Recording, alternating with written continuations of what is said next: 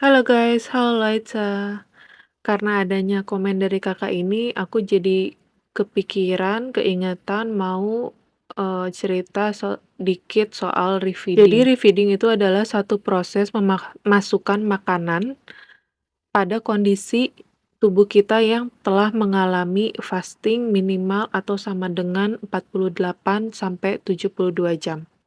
Prinsipnya pada refeeding ini adalah bertahap dan terstruktur. Tujuannya apa sih? Tujuannya adalah untuk mencegah terjadinya lonjakan insulin atau insulin spike, untuk mencegah gangguan elektrolit, dan ada yang namanya refeeding syndrome. Untuk refeeding syndrome ini ada yang kategorinya red flag, yaitu misalnya pada orang yang puasanya sudah lama atau orang tersebut dari awalnya tidak mencukupi nutrisinya dengan baik sebelum melakukan puasa panjang atau dalam kondisi malnutrisi. Terus red flag berikutnya dari refeeding syndrome ini, orangnya akan jadi lemah banget, ekstrim gitu karena kekurangan nutrisi ataupun salah dalam proses refeedingnya. Juga orangnya bisa mengalami edema atau kayak ada bengkak gitu. Terus bisa juga palpitasi atau berdebar-debar. Terus mungkin juga sesek dan juga, kondisi neurologis yaitu seperti tremor atau, kayak misalnya tangannya kayak bergetar. Nah, si refeeding ini ada 4 fase. Di fase 0 sampai 6 jam pertama, 6 sampai 24 jam berikutnya, 24 sampai 48 jam, dan terakhir di 48 sampai 72 jam. Jadi kalau misalnya mau slow version gitu ya, normalnya itu akan balik ke normal tubuh itu di hari ketiga atau 72 jam. Jadi prinsipnya itu ada 4. Satu, dimulai dari start slow. Mulai dari yang liquid, semi liquid, lalu yang ke solid. Tujuannya adalah supaya lebih ringan dan lebih mudah dicernanya. Terus prinsip yang kedua itu low insulin spike first. Jadi yang tidak langsung bikin lonjakan insulin itu naik gitu. Jadi masukkan dulu yang dia slow insulin spike ya. Jadi jangan langsung masukin yang tinggi karbo sederhana kayak gula gitu. Yang ketiga itu secara bertahap naikkan protein dan karbo.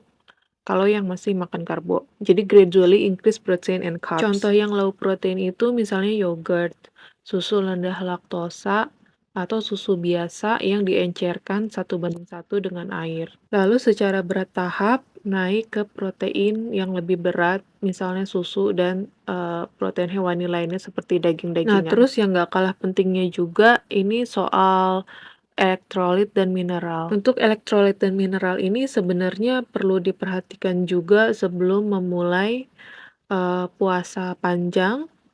Dan memang kebutuhan mineral ini sebenarnya diperlukan juga dalam keseharian.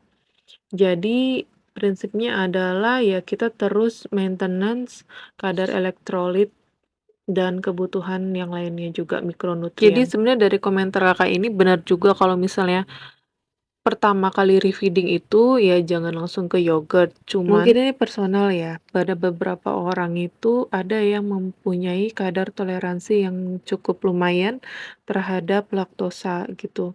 Dan aku sendiri termasuk orang yang setiap harinya minum susu dalam jumlah yang cukup banyak. Jadi mungkin memiliki adaptasi yang lebih baik gitu dibandingkan yang mungkin jarang minum susu. Dan dalam beberapa ras tertentu, misalnya salah satunya contohnya orang India, di ras Punjabi, mereka itu memiliki kadar toleransi pada laktosa itu yang sangat tinggi dan mereka bisa mengkonsumsi susu itu sebanyak 1 sampai 2 liter dalam sehari. Jadi nanti disesuaikan juga dengan kapasitas diri masing-masing. Okay, vergiss nicht, schreibt mir in die Kommentare. Don't forget to comment kalau ada sesuatu yang kita mau diskusikan. Dankeschön, tschüssi.